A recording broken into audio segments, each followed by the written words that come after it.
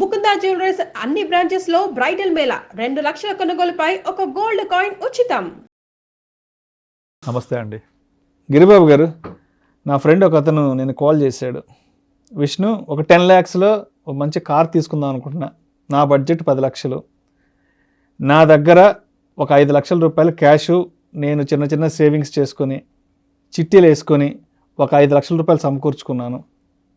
ఇంకొక 5 లక్షల రూపాయలు అవసరం ఉంటుంది. అయితే ఇంకేదైతే 5 లక్షలు ఉందో ఒక 3 లక్షలు మా వైఫ్ తన గోల్డ్ ఏదైతే ఉందో తను ఎక్కడైనా మార్ట్గేజ్ పెట్టి ఒక 3 లక్షలు తను సపోర్ట్ చేస్తా అన్నది. ఇంకొక 2 లక్షలు మా నాన్న ఇస్తా అన్నాడు. సో మొత్తంగా ఒక 10 లక్షలు సమకూరుతుంది కదా, కారు కొనుక్కుందామన్న ఆలోచనలో ఉన్నాను. సో నాది సరైన నిర్ణయమేనా, లేదంటే ఇంకేదన్నా సెకండ్ ఒపీనియన్ తీసుకోమంటావా అని నా ఫ్రెండ్ మొన్న కాల్ చేసి అడిగాడు. మరి ఏంటి నా ఫ్రెండ్కి వచ్చిన సందేహానికి, సెకండ్ ఒపీనియన్కి మీరేం చెప్తారు? యాక్చువల్గా లైఫ్ ఈజ్ బ్యూటిఫుల్ అండి. ఈ బ్యూటిఫుల్ లైఫ్ని మనకున్న చిన్న చిన్న కోరికల్ని చంపుకోకుండా ఇలా తీర్చుకోవడం అనేది ఎంత మంచి ఆలోచన చెప్పండి. ఇందులో సెకండ్ థాట్ అవసరమే లేదు. హ్యాపీగా ఇంకా అదృష్టం ఏంటంటే తను ఒక 5 లక్షలు సమకూర్చుకోగలిగాడు, చిన్న పొదుపు చేసి. వైఫ్ రెడీగా 3 లక్షలు హెల్ప్ చేస్తా అని చెప్తున్నారు. ఫాదర్ ఒక 2 లక్షలు ఇస్తున్నారు. 10 లక్షలు వచ్చాయి.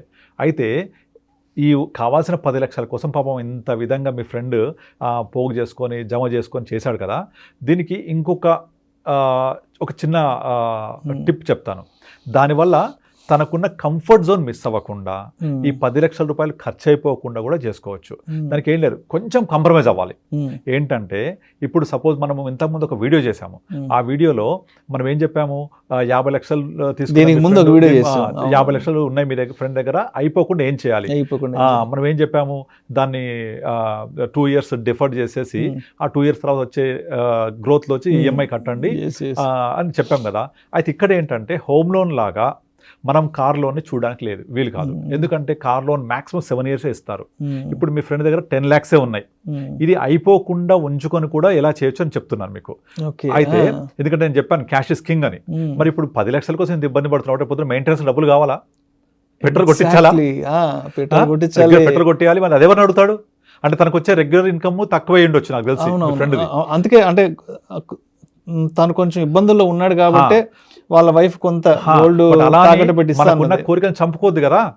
తప్పకుండా ఇప్పుడు నేను యంగ్స్టర్స్ కలిసినప్పుడు చెప్తుంటారు కొంచెం సేవ్ చేయండి అంటే, మీరు ఎప్పుడు సేవ్ చేయమని చెప్తుంటారు, మేము ఎప్పుడు ఎంజాయ్ చేయాలి, ఎప్పుడు బుల్లెట్ కొనుక్కోవాలి. నేను బుల్లెట్ అంటే చాలా ఇష్టం, అది 1,00,000 రూపాయలు ఉంటుంది, మైలేజ్ రాదు నాకు తెలుసు, 30 కూడా ఇవ్వదు, కానీ నాకు కోరిక బుల్లెట్ కొనుక్కోవాలి.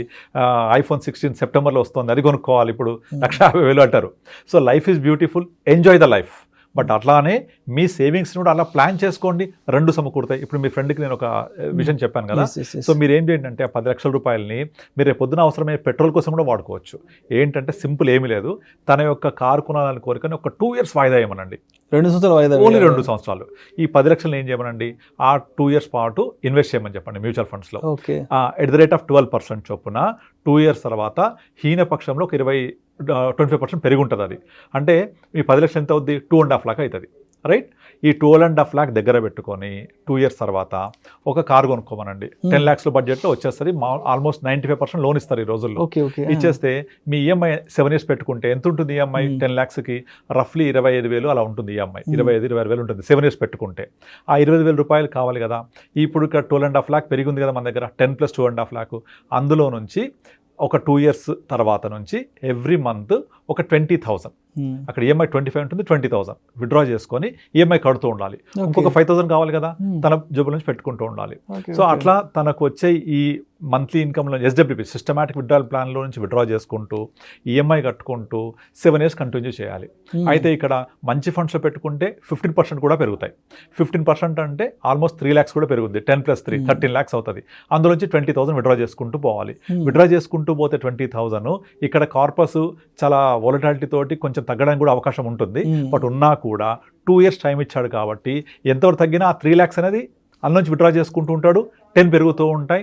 మళ్ళీ 1 year తర్వాత మళ్ళీ 10 lakhs 1.2 lakh అవుతుంది. 12% చొప్పున, లేదా 15 అయితే 1.5 lakh అవుతుంది. మీరు మెల్లమెల్లగా కార్పస్ పెరుగుతుంటుంది. అందులోంచి విత్డ్రా చేసుకుంటూ ఈఎంఐ కట్టుకుంటూ వెళ్ళిపోతే ఆఫ్టర్ 7 years మీ 10 lakhs దాదాపుగా ఇంచుమించుగా 9-10 lakhs, అంటే కొంచెం తగ్గిన కార్పస్ మళ్ళీ 9-10 lakhs ఉంటాయి.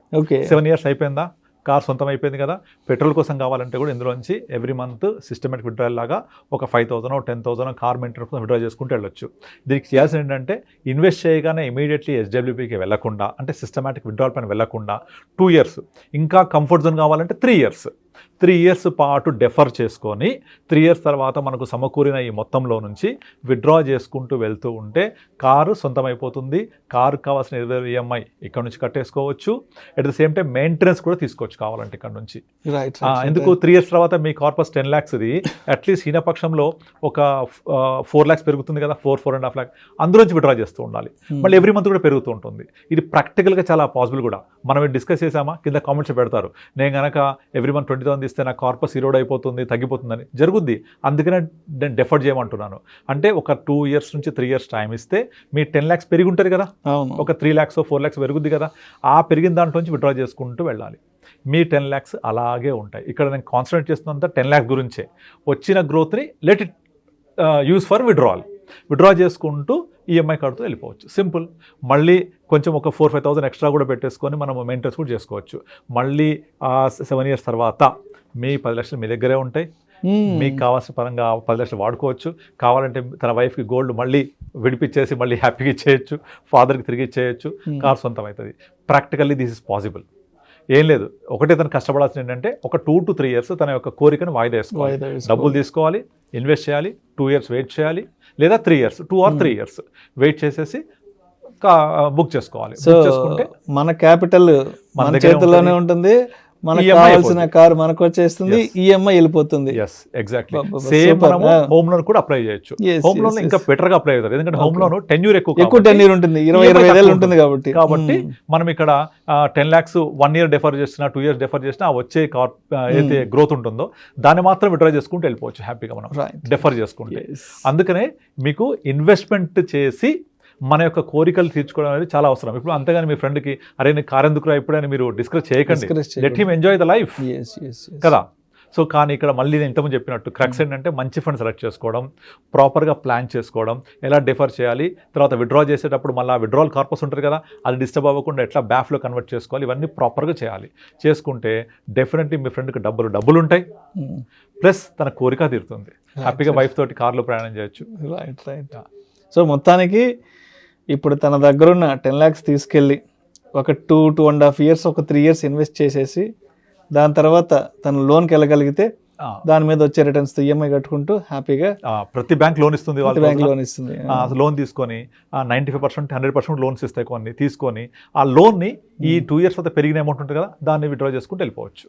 That's the best option. Super. Right. Thank you so much Giri Babu గారు. థ్యాంక్ యూ అండి. చాలా మంచి సలహా ఇచ్చారు. ఎందుకంటే ఆ 10 lakhs సమకూర్చడానికి ఎంతో కష్టపడి ఉంటాడు.